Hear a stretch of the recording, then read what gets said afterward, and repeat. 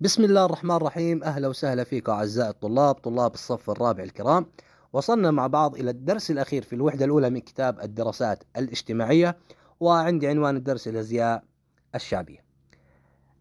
الفكرة الرئيسة: أبين أهمية المحافظة على الأزياء الشعبية، فتكون عندي الإجابة: لأنها جزء مهم من هويتنا وثقافتنا، وهي نتاج تطورنا الحضاري عبر القرون. المصطلحات: أكتب جملة مفيدة أستعمل فيها عبارة الأزياء الشعبية، فتكون عندي الإجابة: الأزياء الشعبية تعكس تراثنا العريق وتروي قصة أجدادنا بألوانها وزخارفها.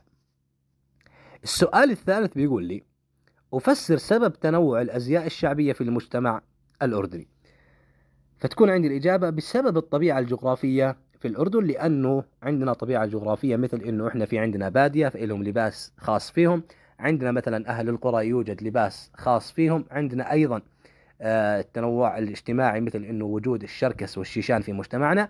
فإذا هو هذا السبب، أنه بسبب الطبيعة الجغرافية في الأردن. السؤال الرابع يقول لي: بالاستعانة بشبكة الإنترنت أتعاون مع أفراد مجموعتي في جمع صور مختلفة من أزيائنا الشعبية وعرضها في مجلة الحائط. طبعا يستطيع الطلبة تشكيل مجموعة بمعاونة معلميهم في تشكيل هذه مجلة الحائط. بهذا الشكل أعزائي الطلاب نكون انتهينا من حل أسئلة دروس الوحدة الأولى. نلتقيكم إن شاء الله في مراجعة الوحدة الأولى. شكرا لكم والله يعطيكم العافية جميعا.